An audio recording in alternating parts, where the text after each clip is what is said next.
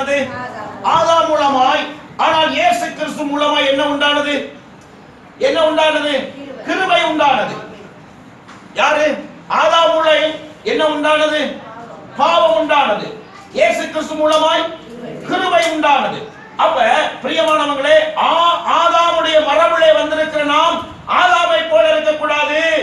பிரியமானவர்களே, ஆதாமுடைய மரபிலே வந்த நாம் இயேசு கிறிஸ்துவை போல இருக்க வேண்டும். ஆமென் சொல்லுங்க.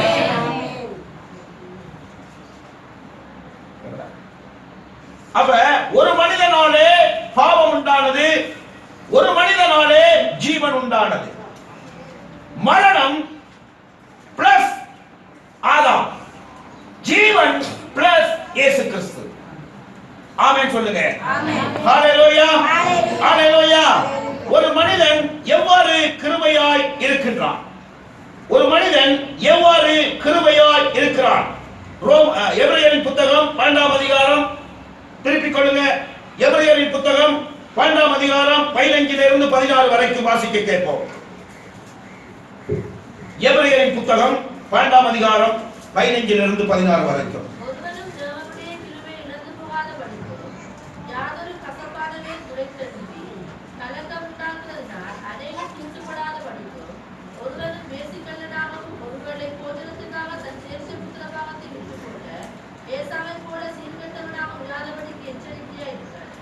பாருங்க பிரியமானவர்களே, இந்த வசனம் நமக்கு திட்ட தெளிவாய் நமக்கு காண்பித்துக் கொடுக்கிறது. என்ன என்றால், பிரியமானவர்களே, இந்த ஒருவன் தேவனுடைய கிருபையை இழக்க காரணம் என்ன? சத்துருவினுடைய வேர். ஒருவன் தேவனுடைய கிருபையை இழக்க காரணம் என்ன? என்ன சொல்லுங்க? சத்துருவினுடைய வேர். ஒருவனும் தேவனுடைய கிருபையை இழந்து போகாதபடிக்கு யாதொரு கசப்பான வேர் முளைத்தெழுப்பி கலக்கம் உண்டாகிறதினால் அநேகர் தீட்டுப்படாதபடிக்கும். பாருங்க, ஒருவனும் வேசிக்கள்ளனும் ஒருவேளை போஜனத்துக்காக தன் சேஷ்ட புத்திரத்தை விட்டுப்பட்ட ஏசாவை போல சீர்கெட்டவனாகவும் இராதபடிக்கு எச்சரிக்கையாயிருங்கள். அவ பாருங்க, கிருபை என்பது ஒரு சேஷ்ட புத்திரம். கிருபை என்பது என்ன? அந்த சேஷ்ட புத்திரத்தை நம்ம என்ன செய்றோம்? ஏசாவை போல நாம் விற்று போடுகிறோம். நாம் என்ன செய்கிறோம்? ஏசாவை போல என்ன செய்கிறோம்? அந்த கிருபையை, இயேசுவினுடைய உபதேசத்தை, கிருபையின் சத்தியத்தை நாம் என்ன செய்கிறோம்? விட்டு விடுகிறோம். விட்டு விடுகிறோம்.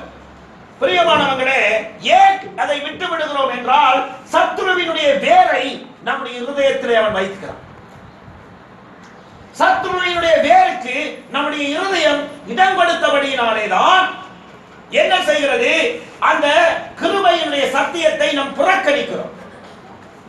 இயேசு கிறிஸ்துவினுடைய உண்மையான அன்பு, உண்மையான பாசம், உண்மையான அரவணைப்பு, இவைகளை நாம் ஏன் வெறுக்கிறோம்? ஏன் வெறுக்கிறோம்? ஏனென்றால், பிரியமானவர்களே, நன்கு அவதானித்துக் கொள்ளுங்கள், நன்கு கேட்டுக் கொள்ளுங்கள். சத்ருவினுடைய வேர் எந்த மனுஷனுக்குள்ள இருக்கிறதோ அந்த மனுஷனாலே கிருபையின் சத்தியத்தை தொடர முடியாது. எந்த மனுஷன், கிருபையின் சத்தியம் என்றால் என்ன? ஒருவனை ஒருவன் நியாயம் தீர்க்கிறது. ஒருவனை ஒருவன் கடித்து குதறுகிறது. கிருபையின் சத்தியம் என்ன என்றால், பிரியமானவர்களே, கிருபைக்குள்ளே யாரும், எந்த மனுஷனும் வருவானானால் அவரிடத்தில் இருந்து எந்த தவறையும் நாம் பார்க்க முடியாது. எந்த தவறையும். யாரும் உங்களுக்கு விரோதமாய் கரங்களை நீட்ட மாட்டார்கள். யாரும் உங்களை பார்த்து சீ என்று தள்ளிவிட மாட்டார்கள். ஏனென்றால் நீங்கள் கிருபைக்கு உட்பட்டவர்கள். கிருபைக்கு உட்பட்டவர்கள் கிருபையை கொண்டு வந்த ஆண்டவருடைய போதனையை சரியாக புலவு பண்ணுகிறார்கள். ஆமென், ஆமென். ஆனால் நீங்கள் பிரியமானவர்களே, இன்னைக்கு அநேக வஞ்சனைக்காரர்கள். எந்த வஞ்சனைக்காரர்கள்? நியாய பிரமாணத்தை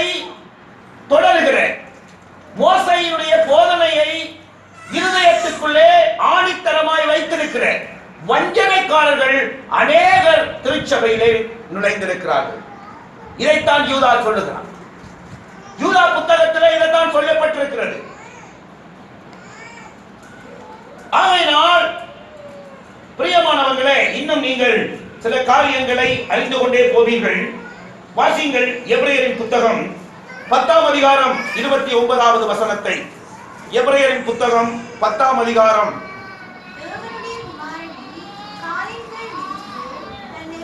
பேனாவை பார்க்கணுமா? வாசிங்க. தேவனுடைய குமாரனை காலின்கள் மிதித்து தன்னை பரிசுத்தம் செய்த உடன்படிக்கையின் இரத்தத்தை அசுத்தமென்று கிருபையின் ஆவியை நிந்திக்கிறவன் எவ்வளவு கடிதான ஆக்கினைக்கு பாத்திரவானாய் இருப்பான் என்பதை யோசித்து பாருங்கள். பாருங்க, திரும்ப ஒரு வாசிங்க இந்த வசனத்தை. தேவனுடைய குமாரனை காலின்கள் மிதித்து தன்னை பரிசுத்தம் செய்த உடன்படிக்கையின் இரத்தத்தை அசுத்தமென்று கிருபையின் ஆவியை நிந்திக்கிறவன் எவ்வளவு கடிதான ஆக்கினைக்கு பாத்திரவானாய் இருப்பான் என்பதை யோசித்து பாருங்கள். பிரியமான தேவனுடைய பிள்ளைகளே, ஒன்றை நான் உங்களுக்கு வலியுறுத்துகிறேன் இந்த பிரசங்கத்தின் மூலமாய். இதிலே சொல்லப்பட்ட வார்த்தையின்படி தேவனுடைய ஆண்டவராகிய இயேசு கிறிஸ்து கொண்டு வந்ததான சத்தியத்துக்குள்ளே உங்களால் நிற்க முடியாமல் சத்துருவுக்கு சாதகமாய் நீங்கள் பயன்படுவீர்களானால் நம்முடைய குமாரனாகிய இயேசு கிறிஸ்துவை நீங்கள் காலிலே போட்டு மிதிக்கிறீர்கள் என்பதை நீங்கள் மறந்துவிட வேண்டாம். நீங்கள் மறந்துவிட வேண்டாம்.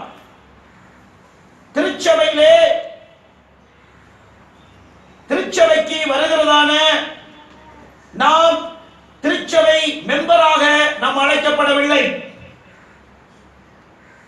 கிறிஸ்துவினுடைய போதனைக்குள்ளே இருப்புண்டு வருகிற நாம் அந்த போதனைகளுக்கு உட்பட்டவர்களாய் இருக்கும்படி நாம் அழைக்கப்படவில்லை. கிறிஸ்து ஏன் நம்மளை அழைத்தார் என்றால் நாம் கிறிஸ்தவனாய் வாழ வேண்டும் என்பதற்காக. நாம் கிறிஸ்தவனாய் வாழ கற்றுக்கொள்ள வேண்டும். பேச தெரியாத நாம் பேச கற்றுக்கொள்ள வேண்டும். நடக்க தெரியாத நாம் நடக்க கற்றுக்கொள்ள வேண்டும். சபை கூடுதலை சரியான விதத்திலே தொடர முடியாத நாம் ஒவ்வொரு காரியத்தையும் நாம் கற்றுக்கொள்ளுகிறவர்களாய் இருக்க வேண்டும். ஏனோ தானோ என்று நாம் சபையிலே இருக்கக்கூடாது. சபையிலே ஒரு விசுவாசம் உள்ளவர்களாய் இருக்க வேண்டும். சபை மக்கள் பரிசுத்தம் உள்ளவர்களாய் இருக்க வேண்டும். தேவனை உலகத்திலே இருக்கிற மனுஷர்கள் பாவம் செய்கிறார்கள். உலகத்திலே இருக்கிற மனிதர்கள் தேவனை துக்கப்படுத்துகிறார்கள். ஏன் தேவன் உங்களை அழைத்திருக்கிறார் என்றால், பிரியமானவங்களே, நல்லா கேளுங்க, நீங்களாவது அவருடைய நாமத்துல இந்த பூமியில பரிசுத்தமா வாழணும்னு சொல்ற ஒரே ஒரு நம்பிக்கை தான். ஆமென் சொல்லுங்க. அந்த நம்பிக்கைய நம்ம உயிரே போனாலும் என்ன செய்யக்கூடாது? விடக்கூடாது. என்ன செய்யக்கூடாது? விட்டுறக்கூடாது. அப்ப பாருங்க, அந்த வசனம் சொல்லுகிறது, அருமையாய் சொல்லுகிறது, தேவனுடைய குமாரனை காலின் கீழே மிதித்து தன்னை பரிசுத்தம் செய்த உடன்படிக்கையின் இரத்தத்தை அசுத்தம் என்று எண்ணி கிருபையின் ஆவியை நிந்திக்கிறவன் எவ்வளவு கொடிதான ஆக்கினைக்கு பாத்திரனாய் இருப்பான் என்பதை யோசித்து பாருங்கள். கிருபையினுடைய சத்தியத்தை நிந்திக்கிற மனுஷன் கொடிதான ஆக்கினை தீர்ப்புக்கு அவன் உட்பட்டவனாய் இருக்கிறான். முதலாவது, கிறிஸ்தவர்கள் யார்? தேவனுடைய கிருபையை பெற்றவர்கள். கிறிஸ்தவர்கள் யார்? இயேசு கிறிஸ்துவினுடைய கிருபையின் சத்தியத்திலே வாழ அழைக்கப்பட்டவர்கள். கிறிஸ்தவர்கள் யார்? கிருபையின் சத்தியம் என்ன என்பதை மாற்றானுக்கு சொல்லிக் கொடுக்கிறவர்கள். ஆனால் அந்த கிருபை நம்முடைய வாழ்க்கையிலே இல்லை. மோசே கொண்டு வந்த நியாய பிரமாணத்தை கிறிஸ்துவுக்குள்ளே வைத்திருக்கிறோம். அந்த நியாய பிரமாணம் தான் ஒருவனை ஒருவர் கடித்து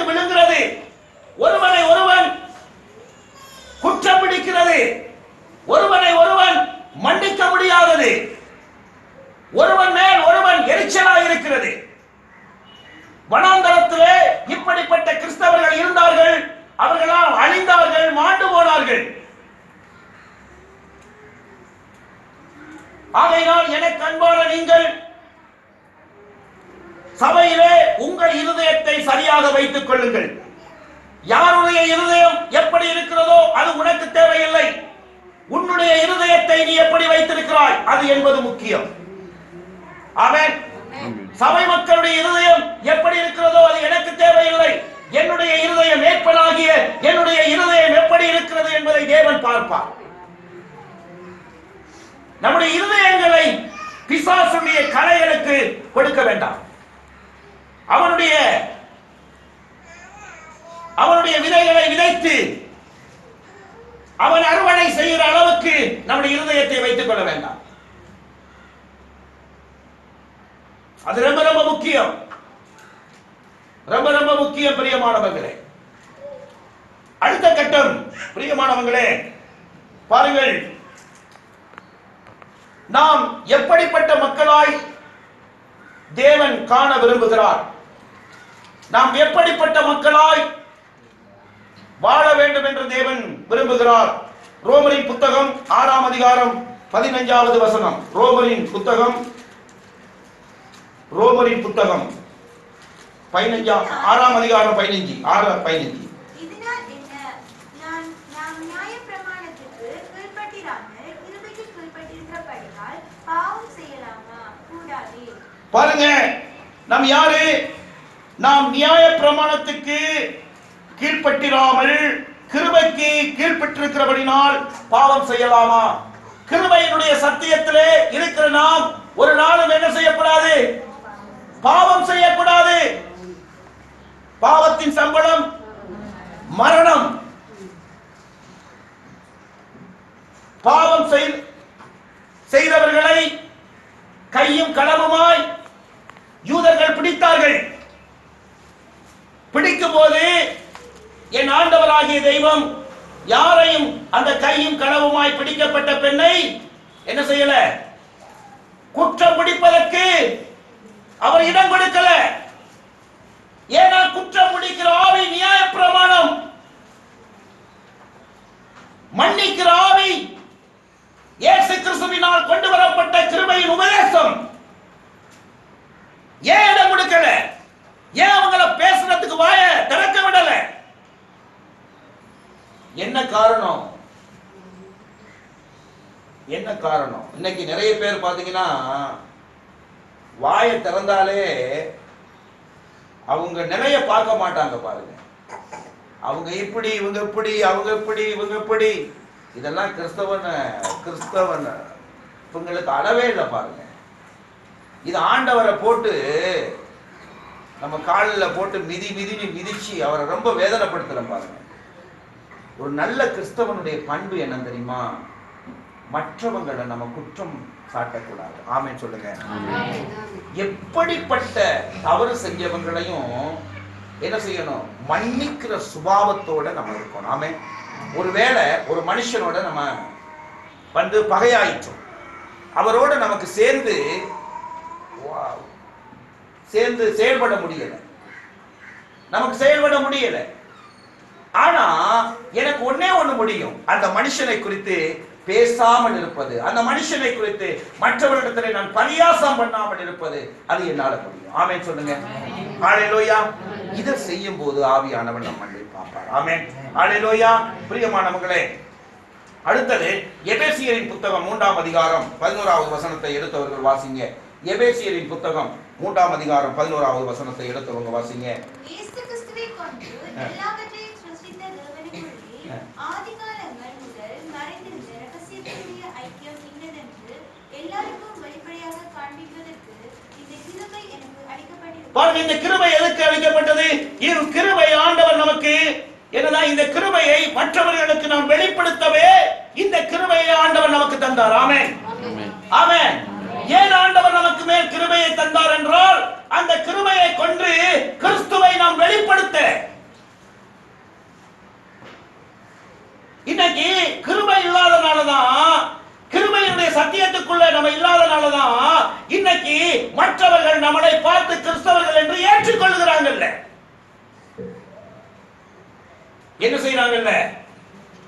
நம்ம ஒரு நல்ல கிறிஸ்தவங்க சொல்லி அவங்க என்ன செய்யறாங்கல்ல, ஏற்றுக்கொள்றாங்கல்ல. என்ன காரணம்? என்ன காரணம்? ஆண்டவர் ஏன் நமக்கு கிருபையை தரணும்? கிருபையை உனக்கு தந்தது நீ கிறிஸ்துவுக்காக வாழுகிறாய் என்பதை கேக்குறீங்களா? செய்தி கேக்குறீங்களா? மைண்ட் செட்டப் சரியா இருக்கா? மைண்ட் சரியா இருக்கா? ஆமென், ஹalleluya. அப்ப பாருங்க, ஏன் ஆண்டவர் இந்த கிருபையை நம்ம மேல் தந்தார்? இந்த கிருபையை ஏன் நமக்கு தந்தார்னா, நாம் கிறிஸ்துவுக்காக அந்நியர் மத்தியிலே வாழணும். வாழணும். ஆனா இன்னைக்கு நிறைய கிறிஸ்தவங்களுடைய வாழ்க்கை எப்படின்னா, பேரு கிறிஸ்தவன், பேரு அவங்க யாரு? கிறிஸ்தவங்க. இன்னைக்கு எனக்கு ஒரு சம்பவம் இருக்கு, அந்த வீடியோ பண்றதுனால எனக்கு சொல்ல முடியாம இருக்கு. நம்ம பட்டணத்துல நடக்கிற ஒரு பெரிய கொடுமை அது. ஆனா பிரியமானவங்களே, நம்ம ஒவ்வொருவரும் மனம் திரும்புற நேரம் என்ன நடக்குதுன்னா, நம்மள அறியாமலே கிறிஸ்துவுக்குள்ளே அநேகரை நாம் இழுத்துக் கொண்டிருக்கிறோம். ஆமென் சொல்லுங்க. ஆமென். நம்ம மனம் திரும்பாம அப்படியே அப்படியே திமிர்வாதமா நம்ம இருப்போம்னா, நம்மளை சுற்றில இருக்கிற அநேகரை நம் பின்வாங்கி கொண்டிருக்கிறார்கள் என்பதை நீங்க அறிய வேண்டும். அதனால் ஒன்று, நம் மனம் திரும்பும் போது அநேகர் கிறிஸ்துவை ஏற்று நம் அண்டை வருவார்கள். நம் மனம் திரும்பாம அப்படியே பிடிவாதமா இருப்போம்னா, நம்மள்ட்ட இருக்கிற அநேகர் பின்வாங்கி போயிடுவாங்க. இதெல்லாம் நம்ம கையில தான் இருக்கு. அதான் ரொம்ப ரொம்ப முக்கியம். இன்னைக்கு பிரியமானவங்களே, அடுத்தது பாத்தீங்கன்னா, நாம் கிருபைக்குள் வாழ்ந்தால் எப்படி இருப்போம்? நாம் கிருபையினுடைய சத்தியத்துக்குள்ளே நாம் இருப்போமானால் நாம் எப்படியெல்லாம் வாழலாம்? எப்படியெல்லாம் இந்த கிருபையின் சத்தியம் எதை நமக்கு வலியுறுத்துகிறது? எதை தருவதற்கு அது ஏங்குகிறது? ஏன் இந்த கிருபையின் சத்தியத்தை நான் தொடரணும்? ஏன் இயேசு கிறிஸ்துவினுடைய போதனைக்குள்ள நான் நினைத்து செயல்படணும் சொன்னா, ரோமரின் புத்தகம் 6ஆம் அதிகாரம் 14வது வசனத்தை திருப்புங்க. ரோமரின் புத்தகம் 6ஆம் அதிகாரம். எடுத்தவங்க டக்குனு பைபிள் எடுத்தவங்க வாசிங்க. நீங்கள் நியாயப்பிரமாணத்திற்கு கீழ்ப்படியாமல் கிருபைக்கு கீழ்ப்படியிருக்கிறபடியால் பாவம் உங்களை மேற்கொள்ள மாட்டாது. பாருங்க, கிருபையோடு நீங்கள் இருப்பீர்களானால், கிருபையுடைய சத்தியத்துக்குள்ளே நீங்கள் இருப்பீர்களானால், பாவம் என்ன செய்யாது? உங்களை மேற்கொள்ளாது. பாவத்துக்கு நீங்க இடம் கொடுக்க மாட்டீங்க. ஒரு முறுமுறுக்கிற மனுஷன் என்ன செய்ய மாட்டான்? உங்க கிட்ட வர மாட்டான். கோல் சொல்றவன் வர மாட்டான். தவறு செய்யறவன் வர மாட்டான். ஏன்னா வேதம் சொல்லுகிறது, கிருபையோடு இருக்கிறவர்கள் பாவத்தை மேற்கொள்ளுகிறவர்கள். ஆமென், ஆமென். கிருபையோடு இருக்கிறவங்க என்ன செய்வாங்க? பாவத்தை மேற்கொள்ளுவாங்க. கிருபையின் சத்தியத்துக்குள்ள இருக்கிறவன் மற்றவனை என்ன செய்ய மாட்டான்? தவறு கண்டுபிடிக்க மாட்டான். மற்ற மனுஷனை குறிச்சி பரியாசம் பண்ண மாட்டான். அது பிசாசு இது பிசாசுன்னு சொல்ல மாட்டான். வாயை பரிசுத்தமா வச்சிருப்பான்.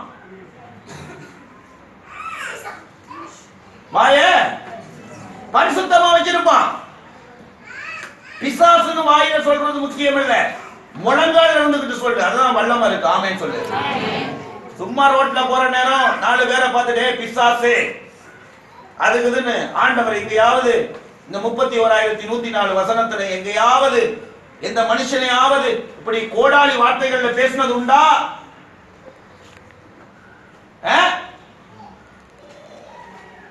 ஆனா இன்னும் சத்தியமே ஒழுங்கா தெரியாது. நமக்கு மனுஷனோட எப்படி கலைக்கணும்னு தெரியாது. அவங்களோட பழகாத, அவங்க இப்படி, இவங்களோட பழகாத. நாம என்னமோ டிஎன்ஏ டெஸ்ட் எடுத்தவங்க மாதிரி, டிஎன்ஏ டெஸ்ட் எடுக்கிறவங்க மாதிரி. நீ யாரோடையும் பழகு, உன் அபிஷேகம் உனக்குள்ளே வல்லமையா இருக்குமானால் எப்படிப்பட்டவனையும் விலகதா மாற்றி நீ ஆராதிக்கிற தெய்வத்திடத்திலே அந்த அபிஷேகம் கொண்டு வரும். ஆமென் சொன்னேன். ஆமென். எப்படிப்பட்டவனோடையும் பழகு, ஆனா உன் அபிஷேகம் முக்கியம், உன் பரிசுத்தம் முக்கியம், கிருபையினுடைய சத்தியம் முக்கியம். அது ரொம்ப ரொம்ப முக்கியம். அது கொண்டு நடத்தும். ஆமென். கிருபைக்குள்ள இருக்கிறவர்கள் பாவம் செய்ய மாட்டார்கள். இரண்டாவது 2 கொரிந்தியர் 8:9 வாசிங்க. 2 கொரிந்தியர் 8:9.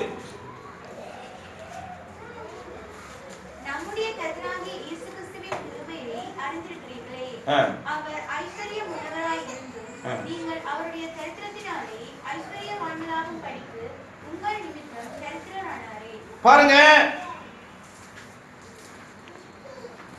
கர்த்தராகிய இயேசு கிறிஸ்துவின் கிருபையை அறிந்திருக்கிறவர்கள் எப்படி இருப்பாங்க? ஐஸ்வர்யவான்களாய் இருப்பார்கள். ஆமென் சொல்லுங்க. கர்த்தராகிய இயேசு கிறிஸ்துவினுடைய பெற்றவர்கள் எப்படி இருப்பீங்க? ஐஸ்வர்யவான்களாய் இருப்பீங்க. அதான் உண்மை. ஏன்னா உங்களுக்காக அவர் என்ன செய்தாரு? தரித்திரமாக்கப்பட்டாரு.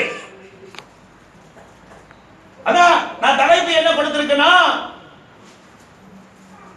உனக்குண்டானதை தேவனிடத்திலிருந்து நீ பெற்றுக் கொள்ளணும். அவர் தரித்திரனாகி உன் ஐஸ்வர்யனாகிட்டாரு. அது ஐஸ்வர்யம் இருக்கிறது. அதை பெற்றுக்கொள்ள உனக்கு தெரியுதில்ல பாரு. அதை பெற்றுக்கொள்ள சொல்லுங்க, வாயை திறந்து.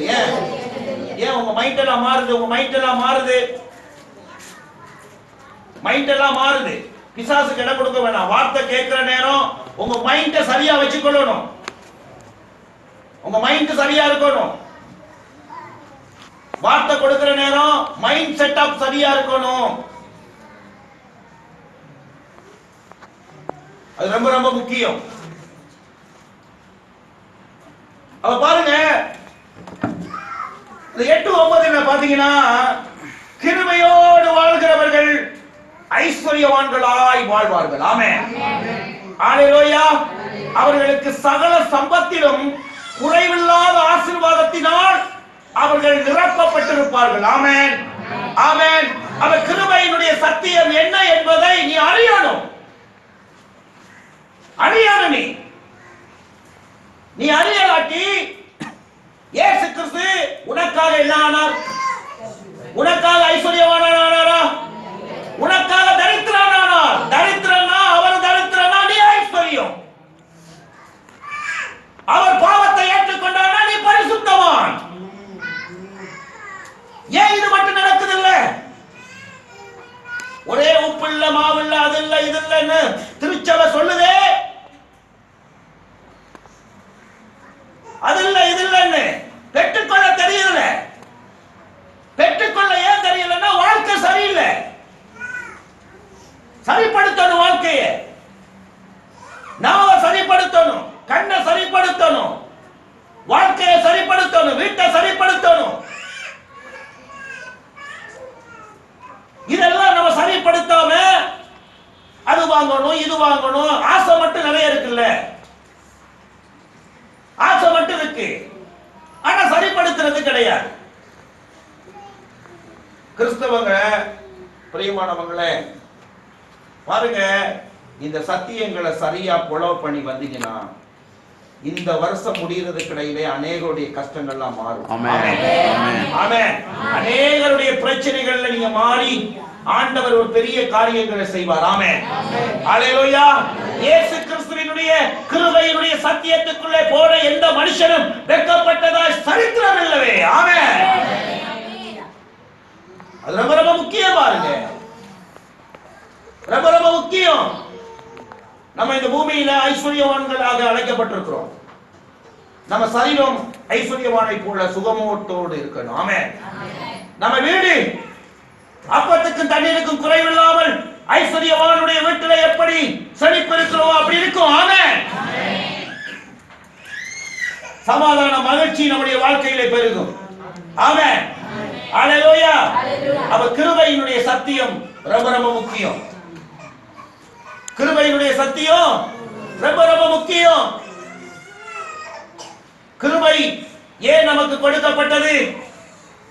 கிருபையினால் ஏன் வாழும்படியா இயேசு விரும்பினார்? அதுதான் நமக்கு புஷ்டியான ஆரோக்கியத்தை தரும். மோசேயினுடைய பிரமாணம் என்ன செய்யும்? ஒருவரை ஒருவன் கடித்து கொதரும், ஒருவரை ஒருவன் குற்றம் சாட்டும். அதெல்லாம் இருக்கக்கூடாது சபையில. சபை கூடி வருகிற நேரம் ஏதேனும் பிரச்சனைகள் சபைக்குள்ள இருக்குமானால் ஊழியக்காரனுக்கு அது தெரிவிக்கப்பட வேண்டும். நீங்களாவே முண்டி பாயக்கூடாது, நீங்களாகவே முயற்சிகள் எடுக்கக்கூடாது. உங்களுக்கு ஆவிக்குரிய தகப்பன் இருக்கிறார். எல்லா விதத்தையும் நீங்கள் அவரிடத்திலே கேட்டு அறிந்து நீங்கள் செயல்படுத்த நீங்கள் முற்பட வேண்டும். ஆமென் சொல்லுங்க. ஆமென் சொல்லுங்க. ஹalleluya. சபையிலே ஆண்டவர் நெக்ஸ்ட் லெவலை கொண்டு வர போகிறார். ஆமென். அதுக்கு என்ன செய்யலாம்? நம்முடைய சபையை சரியான விதத்திலே நடத்துவதற்கு ஆவியானவர் சில வார்த்தைகள் ஊடாக பேசிக் கொண்டிருக்கிறார். சரியான ஒரு வார்த்தை. Next level. நம்முடைய பிள்ளைகள் நல்ல ஒரு செழிப்பா இருக்கணும். அதுதான் நம்முடைய வாஞ்சை. நம்ம சபையில யாரு கஷ்டம்னு ஒருவன் கூட சொல்லக்கூடாது. எல்லாருடைய வாழ்க்கையும் மாறணும், எல்லாருடைய சூழ்நிலைகளும் மாறணும். ஆமென். நிலங்கள் இல்லாதவங்க நிலம் எடுக்கணும், வீடு இல்லாதவங்க வீடு கட்டணும். ஆமென். தொழில் இல்லாதவங்களுக்கு தொழில் கிடைக்கணும். ஆமென். வியாதியோடு இருக்கிறவர்கள் சுகத்தோடு வாழணும். ஆமென். இந்த திருச்சபைக்கு வருகிறவர்கள் இது கிருபையின் உபதேசத்தில் நடத்தப்பட்ட சபை என்பதை அநேகர் காணணும். ஆமென். அதுக்கு நீங்க நான் நம்ம எல்லாரும் மாறணும். நம்ம எல்லாரும் ஒத்துழைக்கணும். ஒவ்வொருவரும் தங்களை சோதித்தறியணும். குடும்பம் ஜெபம் இல்லாத வீடுகளில் ஜெபம் நடத்துங்க. குடும்ப ஜெபத்தை பண்ணுங்க. ஆண்டவருடைய காரியங்கள்ல வைராக்கியமா இருங்க. அடிக்கடி பெய்கிற மழை எப்படி பூமிக்கு ஆரோக்கியத்தை உண்டாக்குறதோ அதே போல அடிக்கடி நீங்க தேவனை தரிசிக்கும் போது உங்கள் வாழ்க்கையில பெரிய ஆரோக்கியத்தை தேவன் வைப்பார். ஆமென். ஆமென். ஹalleluya. சோர்ந்து போக வேணாம். தேவன் அழைத்தது கிருபை. தேவன், நான் ஏன் அடிக்கடி சொல்றேன் வைராக்கியமாயிரு வைராக்கியமாயிரு வைராக்கியமாயிரு? ஏன் சொல்றேன்? ஏன் கத்தி கத்தி பிரசங்கம் பண்றேன்? அழகி மாளிகையில போய் பேச முடியுமா? பண்ண முடியுமா? மைக் எடுத்து பேச முடியுமா? இந்த குப்பைக்கு ஆண்டவர் வாய்ப்பு கொடுத்தாரு. வாய்ப்பு கொடுத்தாரு. ராஜாக்களுக்கு மத்தியில, நாட்டை ஆளுகிறவங்க மத்தியில பேச சொல்லி ஆண்டவர் கொடுத்தாரு வாய்ப்பு. எதுக்கு? இந்த வைராக்கியம். ஆமென். அந்த வைராக்கியம் இருக்கணும். ஏன் உங்களை சொல்றது? கர்த்தர் கைவிடுவாரா? சிறியவனை புழுதியிலிருந்து எளியவனை குப்பையிலிருந்து உயர்த்துவேன் என்ற வாக்குத்தத்தம் பொய்யாகுமா? ஏன் உங்களுக்கு கத்தி கத்தி சொல்ற? நீ இங்க கேட்டாங்க மறக்கிற. இந்த பிரசங்கத்தை கேட்டு நீனே என்கிட்ட வந்து ஏசுவ. நான் அதையும் கேட்டு சும்மா இருப்பேன் பாரு. ஏன்னா உனக்கு ஏச முடியாதுன்னா நீ சபையை விட்டு ஓடிடுவ. இருக்கிறதே 5 பேர் தான். அதனால உன் கொடுமையை தாங்கிடுவேன். நான் என்ன செய்வாரு? உனக்கு நடிக்கத்தான் இருக்குன்னா நீ செய்வது பிள்ளைன்னு தெரியும், நான் செய்வது பிள்ளைன்னு ஆண்டவருக்கு தெரியும். என்ன செய்ய? 5 பேரை வச்சு ஆராதிக்கணுமா? அதான் பிரசங்கத்துல பேசிக்கிட்டு இருக்கு ஆவியானவர். ஆமென் சொல்லுங்க. ஆமென் சொல்லுங்க. தேவன் நம்மளை எப்படி ஐஸ்வர்யவானாய், எனது செழிப்புள்ளவனாய், சந்தோஷம் உள்ளவனாய், மகிழ்ச்சி உள்ளவனாய் மாற்ற விரும்புகிறார். நீ ஆயத்தமா? ஏன்னா பூமி கண்ணீரோடு மாறிக்கொண்டிருக்கு. பூமியில இருக்கிற மனுஷர்கள் வெட்கத்திலையும் துக்கத்திலையும் துயரத்திலையும் பிரச்சனையிலையும் அவமானத்திலையும் செத்து மடிஞ்சுக்கிட்டு இருக்கிறான். இது உனக்கு தெரியுது இல்ல? உன்னை இழுக்கிறான் தூண்டல் போட்டு. வா, நீ ஓடாத, நில் ஒரு இடத்துல. கண்ணீர் வடிப்ப. தூண்டலை போட்டிருக்கான், உன்னை இழுக்கிறான், நீ போயிடாத. ரொம்ப கவனமா இருக்கணும். ரொம்ப ஜாக்கிரதையா இருக்கணும். பாருங்க, கிருபைக்குள் வாழ்ந்தவர்கள் வெற்றி பெற்றவர்கள். பாருங்க, ஆதியாகமத்தின் புத்தகம் 6ஆம் அதிகாரம் 8ஆம் வசனம் சொல்லுகிறது, நோவாவுக்கு கர்த்தரின் கண்களில் கிருபை கிடைத்தது. நோவாவினுடைய காலத்திலே ஏன் கர்த்தருடைய கண்களில் அவருக்கு கிருபை கிடைத்தது? அந்த நாட்களிலே பயங்கரமான பாவம் நிறைந்த நாட்கள். அந்த பாவம் நிறைந்த நாட்களிலே நோவா தேவனுடைய கண்களுக்கு அவன் பரிசுத்தம் உள்ளவனாயிருந்தான், உத்தமனாயிருந்தான். அதனால் அவனுக்கு கிருபை கிடைத்தது. ஆமென். இந்த பாவப்பட்ட பூமியிலே தேவனுடைய கண்களுக்கு நீ உத்தமனாய் இருப்பாயானால் நோவாவுக்கு கிடைத்ததான கிருபை உன்னுடைய வாழ்க்கையிலும் கிடைக்கும். ஆமென் சொல்லு, ஆமென் சொல்லு, உற்சாகமா சொல்லு, வாயை திறந்து சொல்லு. ஹalleluya. கர்த்தர் நல்லவர். ஹalleluya. அதே போல ஆதியாகமம் 24:27 ஆபிரகாமுக்கு கர்த்தருடைய கண்களிலே தயவு கிடைத்தது. ஆபிரகாமுக்கு கர்த்தரின் கண்களிலே கிருபை கிடைத்தது.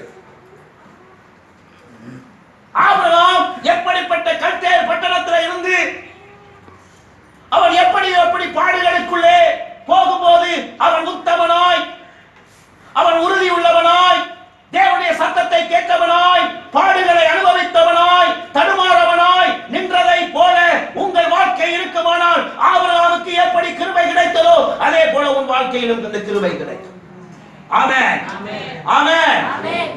நல்லா கேட்டுக்கொள்ளுங்க. பழைய ஏற்பாடு புதிய ஏற்பாடு இது ரெண்டு நம்முடைய உயிர். ஆமென், ஆமென். ஆனால் நம்முடைய வாழ்க்கை எப்படி இருக்கும்னா இயேசு கிறிஸ்துவினுடைய உபதேசத்திலே வந்து நடத்தப்படுகிறவர்களாய் இருக்கணும். ஆமென் சொல்லுங்க. ஆமென். இயேசு கிறிஸ்து என்ன சொன்னாரோ அதான் யோவான் 2:5 வசனம் சொல்லுகிறது. அவர் என்ன சொன்னாரோ அதன்படி செய்யுங்க, அப்பதான் அற்புதம் வரும்.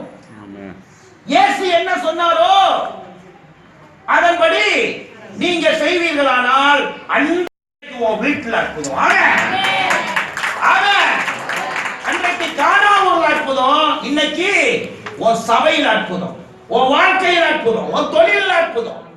இயேசு சொன்ன மாதிரி என்ன செய்யணும்? நீ நடக்கணும். ஆமென். அடுத்தது பாத்தீங்கன்னா ஆதியாகமம் 19:19 பாத்தீங்கன்னா லோத்துக்கு கர்த்தரின் கண்களில் கிருபை கிடைத்தது. சோதோம் குமாரா பட்டணம் ஒரு பாவம் நிறைந்த வழிந்த ஒரு பட்டணம். அந்த பட்டணத்தை அழித்து விடலாம் என்று தேவனுடைய கோபம் வந்தபோது ஆனால் அவனுக்கு கிருபை கிடைத்தது. அப்படிப்பட்ட பாவப்பட்ட பூமியில இருக்கின்ற நோவா, இந்த லோத்து, சோதோம் குமாராவிலே இருந்த லோத்து எப்படி இருந்தான் என்றால் ஊழியர்களை உபசரிக்கிறவனாய் இருந்தான், ஊழியரை தன்னுடைய வீட்டுக்குள்ளே அழைத்து செல்கிறவனாய் இருந்தான், பாவப்பட்ட சன்னதியை விட்டு விலகி தேவனோடு தரிசிக்கிறவனாய் இருந்தான். ஆமென் சொல்லு. நீ எப்படி இருக்கிறாய்? பாவம் உள்ளால நடக்குது, வெளியில இருக்கிறான், காத்து இருக்கிறான். பாருங்க, பாவப்பட்ட சன்னதியை விட்டு விலகி இருந்தான். கிருபை, இந்த கிருபையை நீ பெற்றுக் கொள்வையானா நீ சூப்பரா இருப்பீங்க, நல்ல வீடு வாசல் கட்டுவீங்க, நல்லா இருப்பீங்க, செழிப்பா இருப்பீங்க, ஆசீர்வாதமா இருப்பீங்க, சுகமா இருப்பீங்க, வைத்தியத்துல பணம் கொண்டு போக மாட்டீங்க. கிருபையினுடைய சத்தியத்துக்குள்ள இருந்தா ஒரு தடுமாற்றம் வராது, தில்லுமுள்ளு வராது, பொய் வராது, ஒழுங்கா இருப்பீங்க, ஒழுங்கா இருப்பீங்க. கிருபையின் சத்தியம் ரொம்ப ரொம்ப முக்கியம். இன்னைக்கு திருச்சபையெல்லாம் எதை ஃபாலோ பண்ணுதுன்னா மோசேயினுடைய நியாயப்பிரமாணம், குற்றம் பிடிக்கிற ஆவி, கடிந்து கொள்ளுகிற ஆவி, சபிக்கிற ஆவி, வஞ்சிக்கிற ஆவி, அழிந்து போயிருவேன், செத்து போயிருவேன், நாசமா போயிருவேன். யார் அந்த போதனையை சொன்னது உனக்கு? யாரு சொன்னது உனக்கு? அந்த போதனை மோசேயினால் கொண்டு வரப்பட்டது. அது நியாயப்பிரமாணம். என் இயேசு அப்படி அல்லவே. என் இயேசு அப்படி அல்லவே. ஆமென் சொல்லுங்க. என் இயேசு அப்படி அல்லவே. அவர் கிருபை உள்ளவர். என் கிருபை உனக்கு போதும் என்று சொன்னவர்.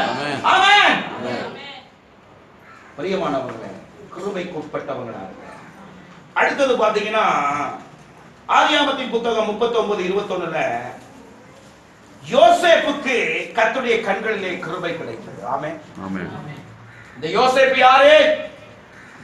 தன் சகோதரர்களாலே வஸ்திரம் கழட்டப்பட்டவன். அந்த வஸ்திரம் கிழிக்கப்பட்டது.